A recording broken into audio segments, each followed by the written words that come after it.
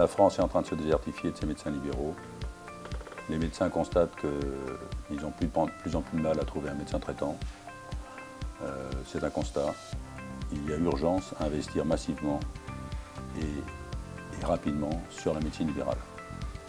L'État doit modifier les études pour faire en sorte que les internes connaissent l'exercice libéral lors de leurs études et faire en sorte que les stages en zone démographiquement faible soient valorisés en doublant le salaire, en prenant en charge les transports.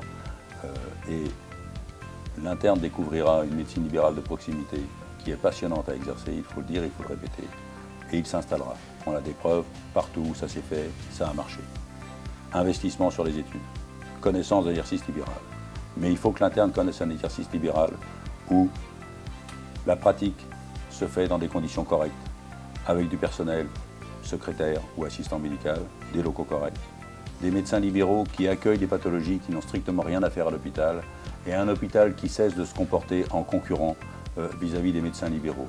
Il faut cesser de demander à l'hôpital de noyer les médecins hospitaliers ou le personnel hospitalier sur des tâches qui n'ont strictement rien à faire avec l'hôpital. Il faut que l'hôpital fasse de l'hospitalisation et cesse de vouloir sortir de ses murs, et il faut que les médecins libéraux tiennent le territoire. Mais il faut aussi qu'on cesse de vouloir tout administrer et cesse de vouloir complexifier l'exercice libéral en demandant des protocolisations à tous les étages. Les médecins libéraux qui sont regroupés ou qui sont incités à se regrouper, il faut qu'ils soient valorisés et qu'on incite fortement au regroupement. Ça, c'est la première chose, car 95% des médecins isolés ne seront jamais remplacés. Il faut le dire, il faut le répéter.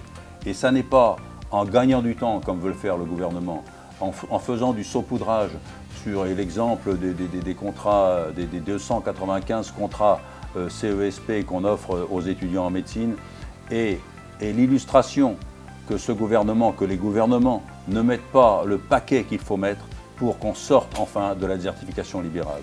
La FMF avait proposé d'alléger la dette des hospitaliers de 23 milliards pour faire cesser la concurrence entre la ville et l'hôpital. Alors on nous a répondu que c'était une lubie, que c'était totalement déconnecté de la réalité. Sauf que 3 jours après, le président Macron proposait d'annuler la dette de la SNCF de 49 milliards pour modifier les statuts. Donc, est-ce que c'est plus ridicule d'annuler la dette hospitalière pour réorganiser le système de soins et faire en sorte de ne pas confier 10 milliards de dettes chaque année à nos gamins? Eh bien, je laisse les Français juges.